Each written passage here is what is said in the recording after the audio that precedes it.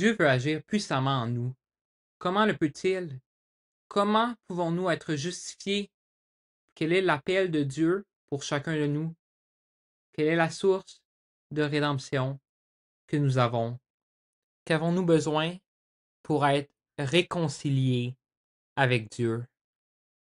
Nous avons exploré plus en détail la dépravation par le péché dans la dernière vidéo. Continuons ce plan de l'évangile de Jésus-Christ basé sur l'épître aux Romains.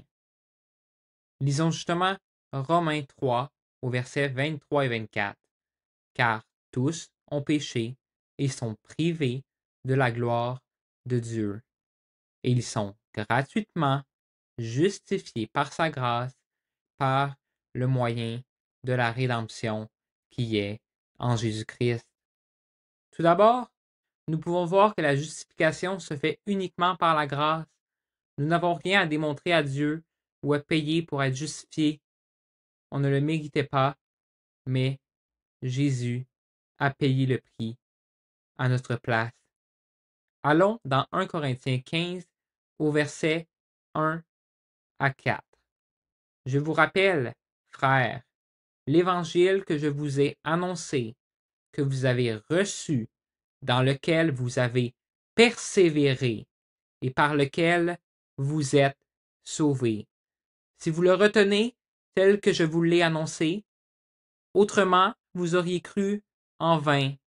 Je vous ai enseigné avant tout, comme je l'avais aussi reçu, que Christ est mort pour nos péchés, selon les Écritures, qu'il a été enseveli et qu'il est ressuscité le troisième jour, selon les Écritures. En fait, Dieu ne voulait pas qu'on passe l'éternité séparés de lui.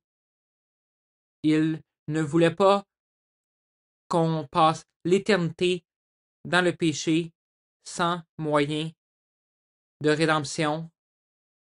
Il nous a tellement aimés qu'il a envoyé son Fils sur cette terre. Romains 5,8 nous dit: Mais Dieu prouve son amour envers nous, en ce que lorsque nous étions encore des pécheurs, Christ est mort pour nous. Jésus est mort sur la croix afin de nous racheter de nos péchés et de permettre le rétablissement de la relation brisée avec Dieu. Il est même ressuscité. Il a vaincu la mort. Lisons Éphésiens 2 au verset 8 et 9. Car c'est par la grâce que vous êtes sauvés, par le moyen de la foi. Et cela ne vient pas de vous, c'est le don de Dieu. Ce n'est point par les œuvres, afin que personne ne se glorifie. On ne méritait absolument pas ce que Dieu a fait, mais Dieu nous a donné un cadeau. Ce que Dieu nous demande, c'est de croire, d'avoir la foi. Il nous laisse le choix d'accepter ce cadeau qu'il nous offre. C'est une décision personnelle pour chacun d'entre vous. Dieu veut que chacun de nous reconnaisse Jésus comme leur Sauveur et Seigneur. Peu importe les péchés que vous avez commis, il n'est pas trop tard. Dieu veut tout de même une relation avec chacun de vous. Il veut qu'on lui donne toute notre vie pour lui. Il nous demande simplement de mettre notre confiance en lui et de croire en lui et à l'œuvre rédemptrice de Dieu. Dans Romains 10, au verset 9 à 11, il est écrit: Si tu confesses de ta bouche le Seigneur Jésus, et si tu crois dans ton cœur que Dieu l'a ressuscité, tu sera sauvé.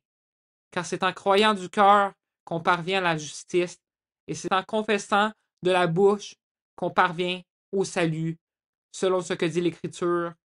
Quiconque croit en lui ne sera point confus. Si tu veux mettre ta confiance en lui, tu peux t'adresser directement à Dieu par la prière. Dieu t'écoute en tout temps.